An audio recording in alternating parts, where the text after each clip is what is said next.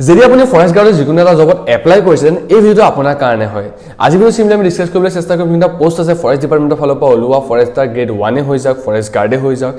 APF কনষ্টেবলে হৈ যাওক বা আপোনাৰ যদি ড্ৰাইভাৰ পোষ্ট কিটাই হৈ যাওক এই পোষ্ট কিটাৰ কাৰণে আপোনাক কিমান দৌৰিব লাগিব বা আপোনাক কিমান জাপ মাৰিব লাগিব অৰ্থাৎ যোনবিলাক ফিজিক্যাল টেষ্ট আছে ফিজিক্যাল এফিচিয়েন্সি টেষ্টে হৈ যাওক বা ফিজিক্যাল ষ্টেণ্ডাৰ্ড টেষ্টে হৈ যাওক বা ৰিটেন টেষ্টে হৈ যাওক সকলোখিনি বিষয় বা সকলোখিনি ডিটেইলছ ভালদৰে ডিসকাস কৰিবলৈ চেষ্টা অফিচিয়েল নোটিফিকেশনখনৰ পৰা যাতে কোন ধৰণৰ ডিটেইলছ আমাৰ খেলি মেলিকৈ বা আমাৰ মনত ভুল ধাৰণা নাথাকে আপুনি কিমান সময়ত কিমান মিটাৰ দৌৰিলে আপুনি কিমান মাৰ্কস পাব প্ৰত্যেক সেকেন্ডত আপোনাৰ কিমান মাৰ্কস কমি আহিব সেই সকলোখিনি ডিটেইলছ এই ভিডিওত ডিসকাস কৰিবলৈ চেষ্টা কৰিম নমস্কাৰ আপোনাক সকলোকে ইয়ৰ জব হেল্পাৰ ডিছপ্লেলৈ স্বাগতম জনাইছো তো হাগৰ পলম নকৰি নতুন ভিডিওটো আৰম্ভ কৰি লওঁ তো এখন মোবাইলৰ পোনপটীয়াকৈ যোনখন অফিচিয়েল এডভাৰটাইজমেন্ট আছে সেই এডভাৰটাইজমেন্টখন লৈ আহিছো আৰু এইখনতে আপুনি সকলোখিনি বস্তু পাই যাব বেলেগৰ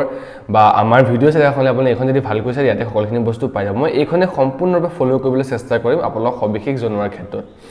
তো পোনপ্ৰথমে আপোনাক সকলোৱে গম পাইছে যে কোনটো পোষ্টত কিমানটা পদ ওলাইছে কিন্তু তথাপিও এবাৰ মই আকৌ এবাৰ ৰিপিট কৰি দিছো চাওক 264টা পোষ্ট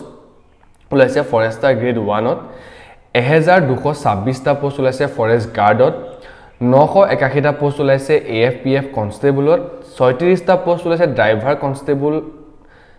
কনষ্টেবলত আৰু 142টা ওলাইছে ড্ৰাইভাৰ আন্ডাৰ দা ফৰেষ্ট ডিপাৰ্টমেন্ট ড্ৰাইভাৰ পোষ্টত ওলাইছে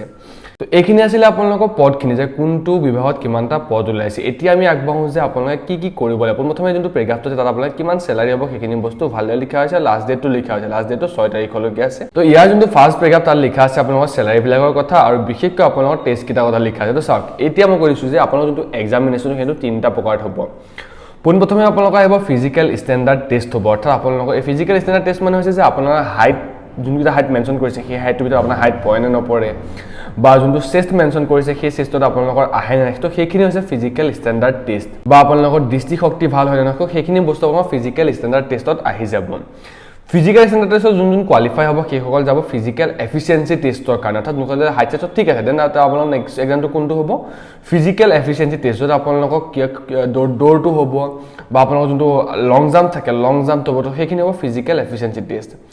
ফিজিক্যাল ষ্টেণ্ডাৰ্ড টেষ্ট আৰু ফিজিক্যাল এফিচিয়েন্সি টেষ্ট যোনে কোৱালিফাই কৰিব সেইসকল যাব ৰিটেন টেষ্টৰ কাৰণে সেইসকলে যোনটো ৰিটেন টেষ্ট আছে সেইটো কাৰণে বহিব লাগিব এয়া হৈছে ফিজিক্যাল ষ্টেণ্ডাৰ্ড টেষ্ট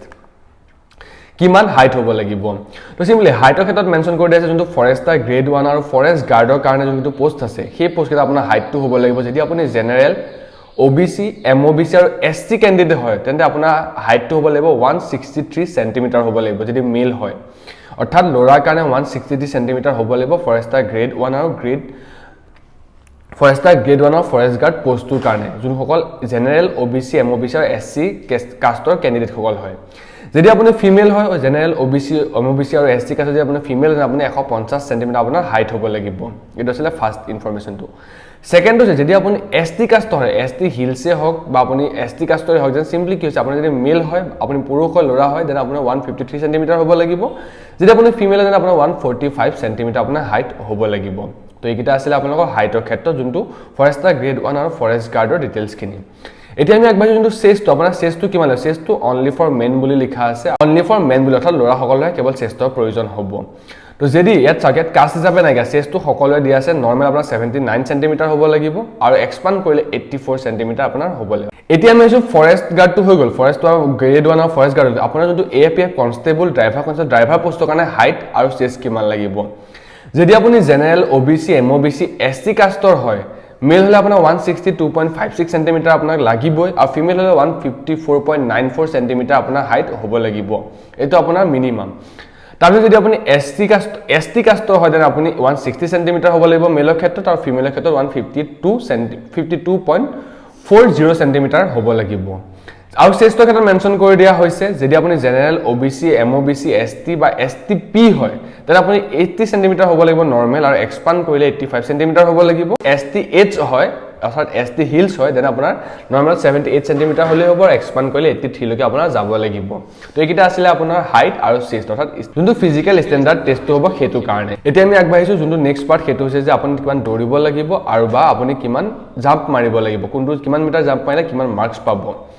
তো পোনপ্ৰথমে লিখি দিয়া আছে যোনটো আপোনালোকৰ ফিজিক্যাল এফিচিয়েন্সি টেষ্ট সেইটো 40 মাৰ্কৰ হ'ব যোনটো আপোনালোকৰ ৰানিং আৰু ধৰা আপুনি জাম্প মিলাই টোটাল 40 মাৰ্কৰ ফিজিক্যাল এফিচিয়েন্সি টেষ্ট হ'ব এতিয়া আমি কৈছো যে আপুনি দৌৰিব কিমান লাগিব ৰানিঙত কিমান মিটাৰ ৰানিং কৰিব লাগে যেতিয়া আপোনাৰ মেট লিখা আছে মেল কেণ্ডিডেট অৰ্থাৎ যোনখন মেল কেণ্ডিডেট হ'ব বা ল'ৰা হ'ব সেইসকলে 3200 মিটাৰ দৌৰিব লাগিব দৌৰিব পাৰিব লাগিব যোনটো লিমিট টাইমটো দিয়া হৈছে 14 মিনিটৰ ভিতৰত অৰ্থাৎ 840 ছেকেণ্ডৰ ভিতৰত এইটো আপোনাক মেক্সিমাম টাইম দিয়া হৈছে মেক্সিমাম 14 মিনিটত আপুনি দৌৰিব লাগিব 3200 মিটাৰ কিন্তু ইয়াতকৈ যদি সোনকালে দৌৰিব পাৰে আপুনি মাৰ্কছ বেছি পাব সেইটো মই মেনশ্যন কৰি আছো আৰু লং জাম্পৰ ক্ষেত্ৰত ল'ৰাৰ ক্ষেত্ৰত আপুনি সিম্পলি 335 সেন্টিমিটাৰ আপুনি জাপ মাৰিব লাগিব অৰ্থাৎ আপোনাক মিনিমাম দিয়া হৈছে মিনিমাম আপুনি 335 সেন্টিমিটাৰ জাপ মাৰিব লাগিব আৰু তিনটা আপোনাক চান্স দিয়া হ'ব কিন্তু ৰেচৰ ক্ষেত্ৰতো আপোনাক মেক্সিমাম দিয়া হৈছে মেক্সিমাম আপুনি 14 মিনিটৰ ভিতৰত সোমাব লাগিব এতিয়া আমি কথা পাতিছো কিমান দৌৰিলে বা কিমান সময় ভিতৰত সোমালে আপুনি কিমান মাৰ্কছ পাব সিম্পলি চাওক টাইমটো দিয়া আছে আপুনি 3200 মিটাৰ যোনটো ৰেচ হ'ব সেই ৰেচটো যদি আপুনি 10 মিনিটত কমপ্লিট কৰিব পাৰে বা 10 মিনিটৰ তলত যদি আপুনি কমপ্লিট কৰিব পাৰে আপুনি টোটেল 20 মাৰ্ক পাব অৰ্থাৎ 20ত 20 পাব আপুনি টোটেল আপুনি 20 মাৰ্ক পাব তো এইখিনি পা আপুনি ক্যালকুলেশন ভালদৰে চাব লগিয়া কাৰণ কিমানকৈ আপোনাৰ মাৰ্কছ কমিব চাওক প্ৰথমে 10 মিনিট সময় যদি আপুনি দৌৰিব পাৰে সময়ত বা 10 মিনিটতকৈ যদি কমত দৌৰে তেনে আপুনি 20 মাৰ্ক পাব কিন্তু তাৰ পিছত আপোনাৰ মাৰ্কছটো কমি আহিব যদি আপুনি 10 মিনিট নেক্সট যোনটো 30 সেকেন্ড হ'ব অৰ্থাৎ 10 মিনিট 30 সেকেন্ডলৈকে যদি আপুনি সোমায় প্ৰত্যেক সেকেন্ডত আপোনাৰ 8 মাৰ্কছকৈ আপোনাৰ কমি হ'ব অৰ্থাৎ 10 মিনিটৰ পৰা আৰম্ভ কৰি 10 মিনিট 30 সেকেন্ডলৈকে সময়ছোৱাত প্ৰত্যেক সেকেন্ডত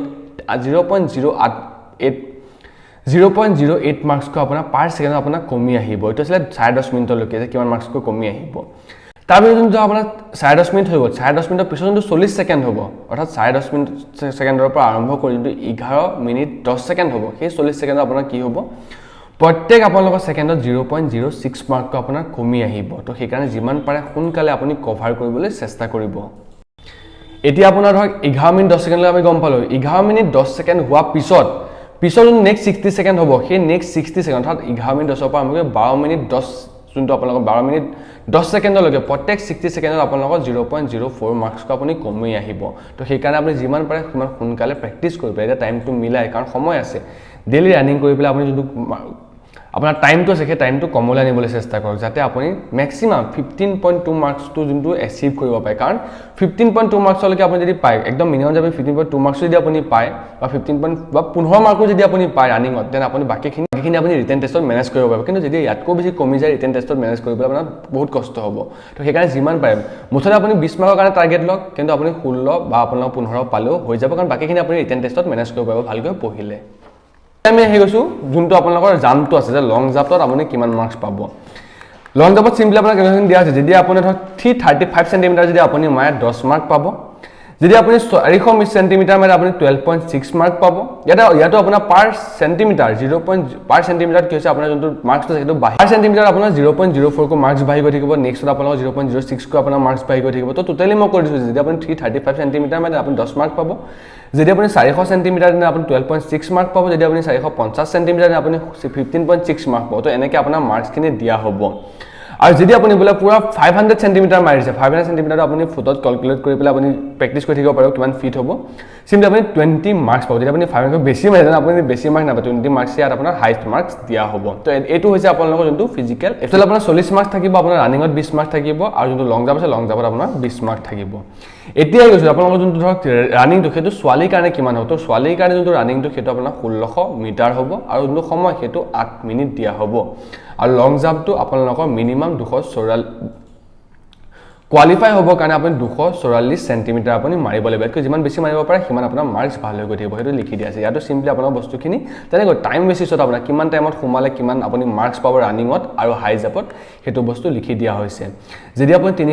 5 মিনিট 30 সেকেন্ডত আপুনি যদি সোমায় দেন বা আপুনি তাতকৈ কমত যদি সোমায় আপুনি 20 মাৰ্ক পাব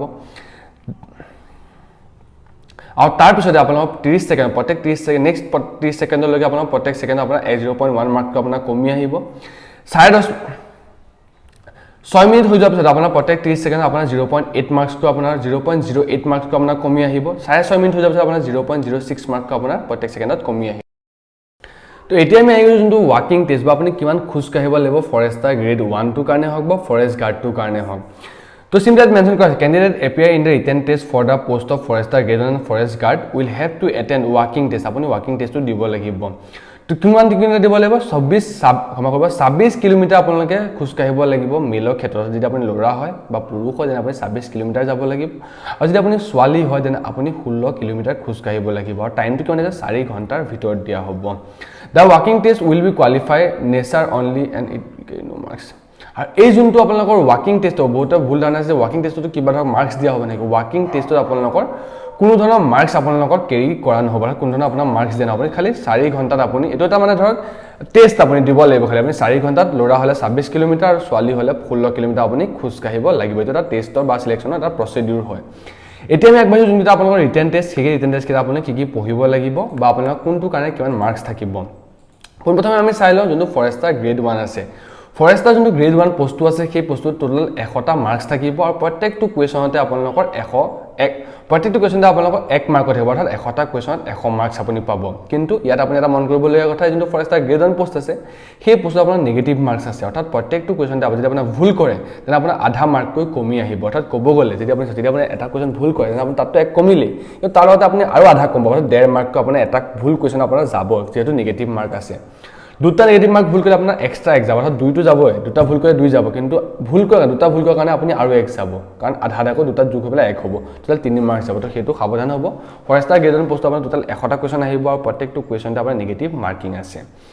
এতিয়া আমি আগৰ যোনটো পোষ্ট আছে যোনকেইটা post Forester guard forest guard হওক AFPF কনষ্টেবল হওক ড্ৰাইভাৰ কনষ্টেবল হওক বা ড্ৰাইভাৰ হওক এই গোটেইকেইটাৰ ৰিটেন এক্সাম সেম সিম্পলি আপোনালোকৰ 100টা কুৱেশ্যন আহিব MCQ কুৱেশ্যন আহিব য'ত আপোনালোকৰ টোটাল 50 মাৰ্ক থাকিব অৰ্থাৎ এটা কুৱেশ্যন আপোনালোকৰ আধা মাৰ্ককৈ থাকিব ইয়াত কোনো ধৰণৰ নিগেটিভ মাৰ্কিং নাই কাৰণ টোটাল আপোনালোকৰ 100টা কুৱেশ্যন আহিব যদি আপোনাৰ মাৰ্কছ 50 মাৰ্কৰহে হ'ব আৰু যোনটো আপোনালোকৰ লেভেলটো 10 আৰু 9 10ৰ লেভেলত আপোনালোকৰ যোনটো ধৰক থাকিব কুৱেশ্যনখিনি সেইখিনি 10 আৰু 9ৰ লেভেলত থাকিব এতিয়া কথা হৈছে কি পঢ়িব লাগিব ৰিটেন টেষ্টৰ কাৰণে সিম্পলি আপোনালোকৰ সাবজেক্ট এটা দি দিয়া হৈছে আপুনি মেথছ পঢ়িব লাগিব ইংলিছ পঢ়িব লাগিব আৰু ৰিজনিং চাব লাগিব লজিকেল ৰিজনিং তাৰপিছতে আপুনি Assam history Assam geography Assam polity economy সেইখিনি চাব লাগিব আৰু জেনেৰেল এৱাৰনেছত আপোনাৰ বহুখিনি বস্তু সোমাই যায় জেনেৰেল এৱাৰনেছ আৰু জিকে আপুনি লগতে কাৰেণ্ট এফেয়াৰ্ছ চাব লাগিব